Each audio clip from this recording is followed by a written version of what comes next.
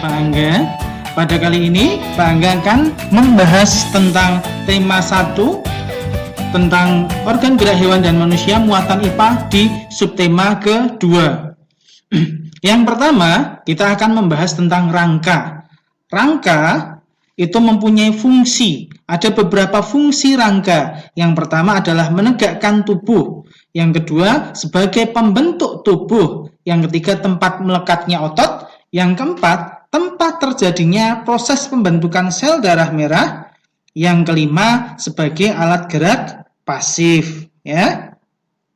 Kemudian, rangka itu dibagi menjadi beberapa bagian. Ada 3 bagian utama pada rangka. Yang pertama adalah rangka tengkorak. Fungsinya, ini rangka tengkorak ya, fungsinya untuk melindungi otak, mata, hidung, telinga, mulut, dan gigi. Ya. Contoh rangka tengkorak adalah tulang dahi, tulang baji, tulang tapis, tulang pelipis, tulang ubun-ubun, dan tulang tengkorak belakang, serta banyak lagi yang lain. Yang jelas itu ada di bagian tengkorak atau di bagian kepala. Yang kedua, rangka anggota badan. Rangka anggota badan berfungsi untuk melindungi jantung, paru-paru, dan organ pernafasan serta organ pencernaan yang lain. Ya.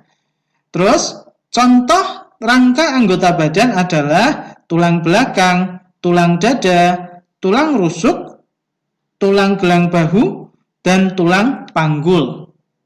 Yang ketiga, rangka anggota gerak. Rangka anggota gerak ini dibagi menjadi 2 bagian. Yang pertama, rangka anggota gerak bagian atas. Ya, kalian bisa lihat lengan kalian.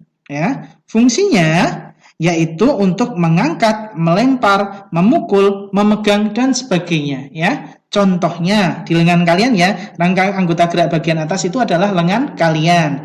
Contohnya adalah tulang lengan, tulang hasta, tulang pengupil, tulang pergelangan tangan, dan lain sebagainya. Kemudian yang selanjutnya adalah rangka anggota gerak bagian bawah. Ya, ini adalah kaki kalian.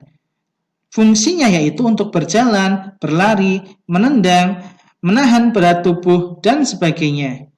Contohnya adalah tulang paha, tulang kering, tulang betis, tulang pergelangan kaki, tulang telapak kaki, dan tulang jari kaki. Yang selanjutnya, ini adalah susunan rangka manusia. Perhatikan baik-baik, Pak Angga pernah ngasihkan hafalan kepada kalian ya. Pil, pol, ini jempol ya. Artinya pil, pol, pengumpil, tulang pengumpil searah dengan jempol. Berarti tulang yang hasta di bagian yang bawahnya. Diingat-ingat ya.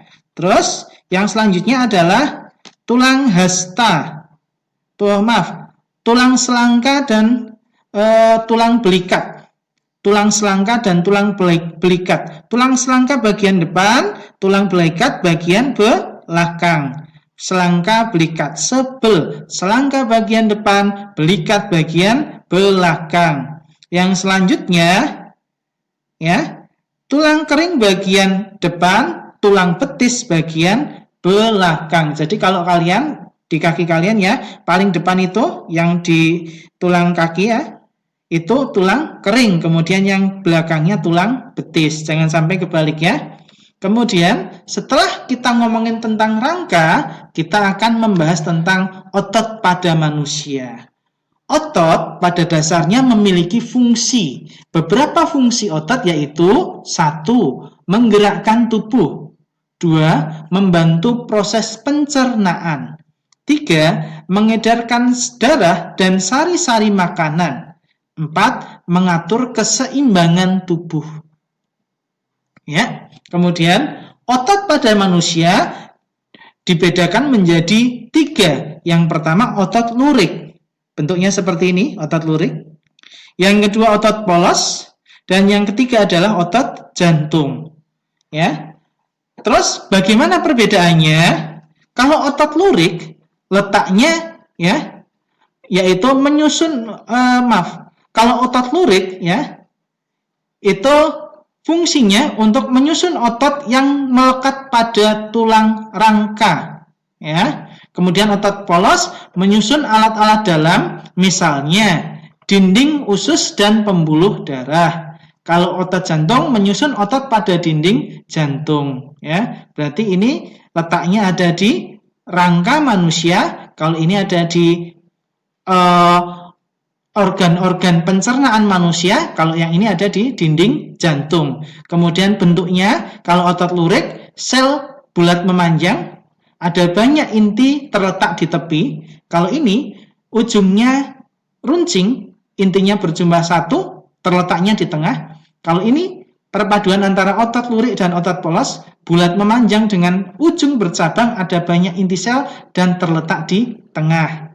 Kemudian kontrol sarafnya, kalau ini otot sadar, artinya dia dikontrol oleh sistem sadar, sistem saraf sadar di otak kita, ya. Jadi kalau kita pengen bergerak, tangan kita pengen bergerak, itu berarti otak kita meminta untuk tangannya bergerak. Itu adalah contoh dari otot lurik. Kemudian kalau otot polos, ototnya otot yang tak sadar, artinya dia tidak bisa diperintah oleh otak kita.